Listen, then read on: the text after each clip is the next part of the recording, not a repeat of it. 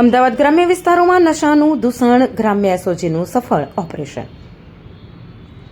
અમદાવાદ ગ્રામ્ય એસઓજીની ટીમે સાણંદના લોદરિયાળ ગામે ખેતરની ઓરડીમાં દરોડો પાડીને 1.92 લાખની કિંમતના 64 ગ્રામ એમડી ડ્રગ્સ સાથે નરેશ ઉર્ફે ગોપાલ પટેલ નામના યુવકની ધરપકડ કરી છે. કરોડોની જમીન હોવા છતાં રાતોરાત પૈસા કમાવાની લાલચ અને નશાની લતે આ યુવકને જેલના સળિયા પાછળ ધકેલી દીધો છે. આરોપી નરેશ પટેલ પોતાનો ડ્રગ્સનો બંધાણી છે. નશાનો ખર્ચ કાઢવા અને વધુ પૈસા કમાવા માટે તેણે પોતાના મિત્રો નિકુલ રાઠોડ, અશ્વિન અને ખેડાભાઈ સાથે મળીને ડ્રગ્સ વેચવાનું આયોજન કર્યું હતું. આ ચારેય મિત્રો રાજસ્થાનના સાંચોરથી એમડી ડ્રગ્સનો જથ્થો લઈને આવ્યા હતા. તેઓ ગ્રામ્ય વિસ્તારમાં નશાનું નેટવર્ક ફેલાવીને વેચાણ શરૂ કરે તે પહેલાં જ પોલીસને બાતમી મળતાની આધારે નરેશને ઝડપી લીધો હતો.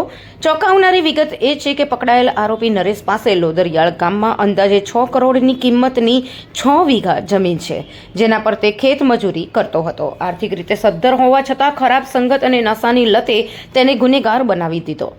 હાલમાં પોલીસ ફરાર થયેલા અન્ય 3 આરોપીઓની શોધખોળ કરી રહી છે.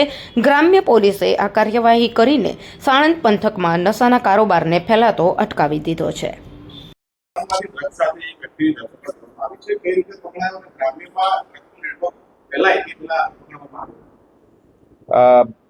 અમદાવાદ ગ્રામ્ય એસઓજી દ્વારા એક એનડીપીએસનો કેસ કરવામાં આવેલો છે, જે લોદરિયાલ ગામની સીમમાં એક નરેશ કરીને એના ખેતરમાંથી 64 ગ્રામ મેફેડ્રોન સીઝ કરવામાં આવેલો છે.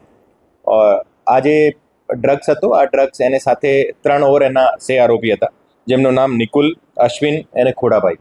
એ 3 લોદરિયાળના રહેવાસી છે. એને ચારો મળીને જો આ ડ્રગ્સ છે સાંચોરથી લાવ્યા હતા.